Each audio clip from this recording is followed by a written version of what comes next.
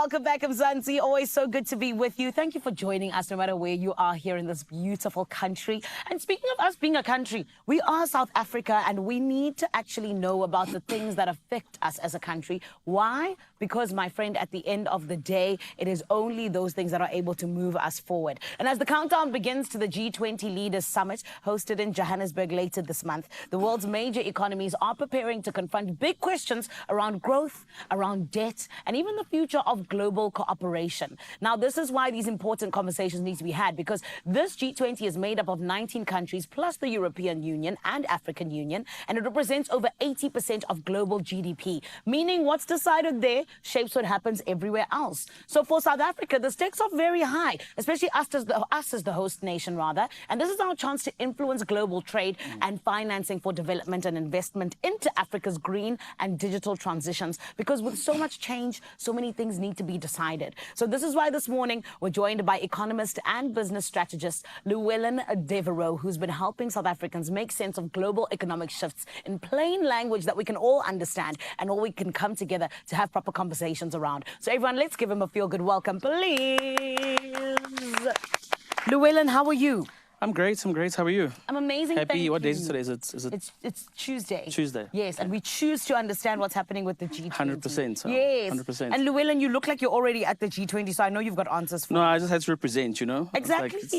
Let's make sure that we're doing the Lord's work. Amen. Amen. Hallelujah. You know what I mean? And, exactly. And it really is the Lord's work at the end of the day, because these are things that are going to be really informing what South Africa looks like in the 100%. future, right? So I know that a lot of us are hearing, yes, G20 is happening, 22nd November. There's going to be a lot of traffic in Sandton and so many other things. Don't be in Sandton. Excuse me? Don't be in Sandton. Yes, exactly. Exactly. But this is why, Llewellyn, you know, I think that so many people are having conversations around that, but it's also important we have a conversation around what exactly is the G20. Because people are just hearing about it in passing. How can you break it down for anybody who actually does want to understand what it is? So, I mean, the G20 is just a forum, like you said, of 19 countries, the EU and the AU coming together to kind of talk to world issues that are affecting, the economies, as you mentioned. Like you said, the G20 is made up of the economies or leaders of economies that run 85% of the GDP in the world. Yes. 2/3 of the population lives in the G20 countries, and 75% of the trade is done by the G20 countries. So there's a lot of conversation to be had. It happens annually. And it's the difference between that and the UN is that they're able to get to consensus and make decisions easier, versus the UN was 150. All the countries are there, and everyone's saying no to this, yes to that. Yes. So it's just for people to it's a forum for people to come together, leaders come together to discuss the world issues that are pertinent to that specific time and period. And there's many issues we have to discuss. Oh, 100%. Yes. There's too many issues right now. The world it's lit right now. It really is. It's quite lit right now. It really is. And this is why it's always so important that we have a theme for this, right? And the theme for this year is shared prosperity through resilience as well as reform. Can you talk to us about what exactly it is that really means and how, in fact, it will inform just the conversations happening there? I mean, really, just based on how they're structuring it. I mean, looking at the main themes, the solidarity, equality, and sustainability, right? So that's how they're kind of putting that title together to say, okay, cool, like we're at a place in the world right now where there's so many things happening. There's trade wars happening right now in the world. They really want to address the debt crisis that's happening in the world right now, especially in Africa. Because South Africa is hosting, which is the first African country to actually host the G20 ever. Amazing. There's a lot of converstions for us to be had that have never been had before, because for the first time, well, the AU joined the G20 in 2023.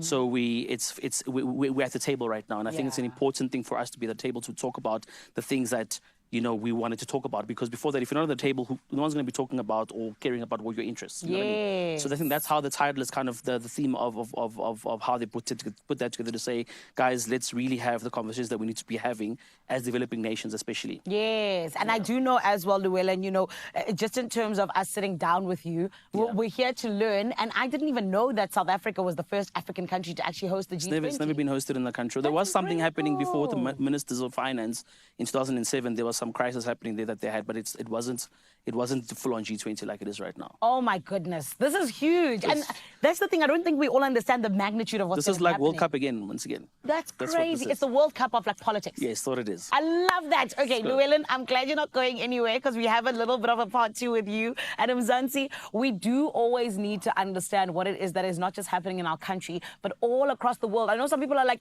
I'm not into politics. I don't care about the economy, Sana. It affects you. This is why we need to have these conversations. You got to make sure you stick around because part 2 is coming up where we delve a little bit more into what exactly we can hope for when it comes to the G20 and what our responsibility as the host country is. But right about now, you need to make sure you do not go anywhere because we got to head on over to Cape Teasy, Fo Sheezy. My gorgeous girls over there, are you guys still good? What's happening that side? It's my feel-good breakfast show. Oh, yes, that's exactly where you are right here on S3, and it is so good to be with you, Mzansi. And we're back with economist and business strategist Llewellyn Devro for part 2 of our G20 summit preview, because earlier on, we looked at the global stakes and South Africa's role as host, right? But now we need to bring it home, because what could the outcomes mean for jobs, inflation, investment that's happening here in our country? And how can us as ordinary South Africans read between the lines of global diplomacy to see what's in it for us, right? But more than anything else, I'm also just like, friend, we need to start having these conversations, which is why, Llewellyn, then I need to ask you, what exactly is it that is our responsibility as the host country, particularly when we talk about the opportunities that we possibly have in terms of being able to steer these conversations in the right way? I think for us, because we represent the continent, that's a very important thing for us to do, because I think the moment we get the continent correct, things start to change for us, Yes. So a lot of the conversations they want to have right now is, like, once again, it's really about debt restructuring, you know what I mean?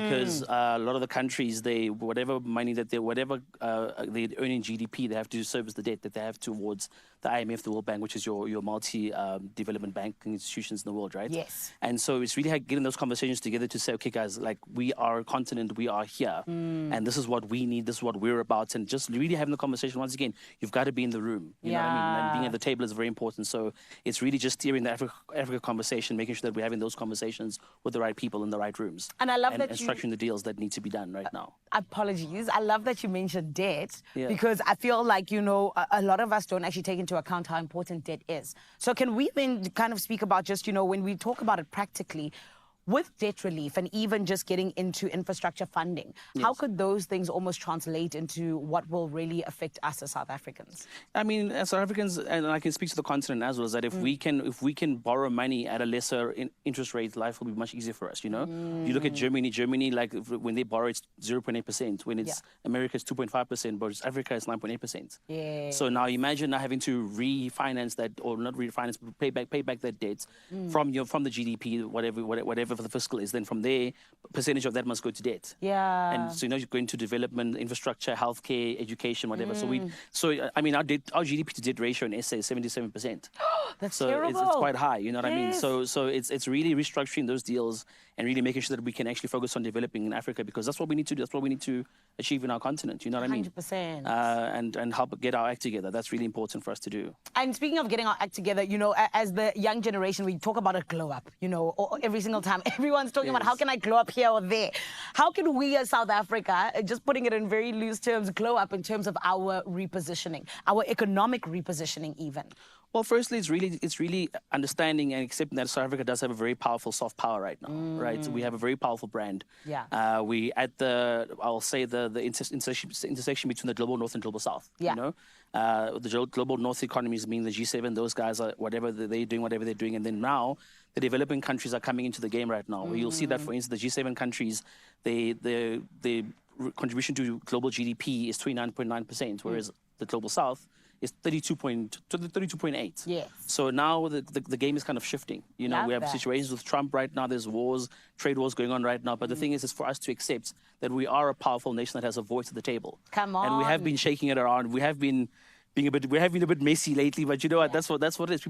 That's what being a powerful soft power is, and I think we have to own that and really steer that, and that's really what we have that we can actually contribute to global peace, to having conversations that need to be had with the countries that aren't in the rooms. That's so beautiful, especially because I remember how, 10, 15 years ago, South Africa, yes, we were still getting there, but we didn't have that soft power that you're talking about now. We were being led by everyone else. So the fact that we do have a seat at the table, it's so exciting. It's very important. Yes. Being in the room is very important. 100%. But let's talk about the room and what promises are going to be made, because yes, we're going to be told nice things about debt relief and economic repositioning, and all of these different things are going to be said, in terms of what exactly it is that people want to do. But how can we genuinely be able to see that these promises are being stuck to? As a general public, what will be the indicators of the fact that, okay, yes, actually they're sticking to their promises?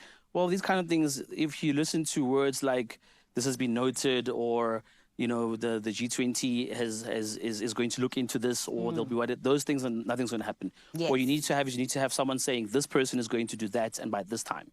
So you have a clear person you have accountability, and you've got a deadline. Yes. So if they say by March we have to have done a report to show A, B, C, D, E, those are the kind of words you want to look for, versus just saying, okay, we've taken this into it. Because remember, next year this thing's moving to the US, and based on how things are between SA and USA right now, you can imagine that this administration, this kind that is in place, is going to literally probably destroy everything that's been put in place because the last 4 years have been Indonesia, India, and Brazil last year. These are all developing economies, but now USA is not coming to the G20, and we have to hand over to them at the end of the year. So it's going to be very touch and go to see exactly what happens. Yeah. Because it's a power play between geopolitics right now. So it's going to be interesting to see what it is. But the main thing is accountability and deadline. I love that. Yeah, those are what you want to hear. Llewellyn, as we wrap up very quickly, what is one headline that we should hope for as South Africa to see post the G20 that will allow us to know that, yes, we won in that room? I mean, for me, it would be to say, okay, cool. Personally, it will just be for the African countries to have more conversations about what it's going to take for our economies to become like serious economies, and move ourselves away from being mineral dependent to other ways of obviously generating income as economies. I think for me, it's getting Africa its act together. That's what I would like to see.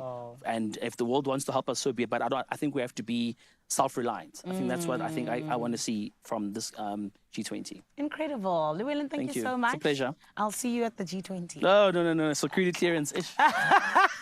Not security clearance. It's true. It's true. And Mzansi, you heard it from Llewellyn. We said that you mustn't be in Sandton on the 22nd of November because it's going to be absolutely crazy with so many delegations coming from different parts of the world. But it's so exciting to find ourselves just in terms of where we are as a country, as you heard from Llewellyn, having that soft power. So a very big thank you to you, Llewellyn. It's a pleasure. We appreciate it. Thank you, guys. And thank you to you, Mzansi, for coming on through, because Llewellyn was, of course, giving us a real sense of what's at stake and what the G20 is really than just more than a photo op. It's where power, policy, and partnership meet. And South Africa's moment to really lead on the global stage, which I think is so exciting. And we're going to continue tracking the developments just for you and for me in terms of what is going to be happening when our world leaders do gather later this month right here in Johannesburg. Right about now, though, speaking of world leaders and the globe, let's take a look at what's happening all around the world in the news with the gorgeous Kuhle Adams.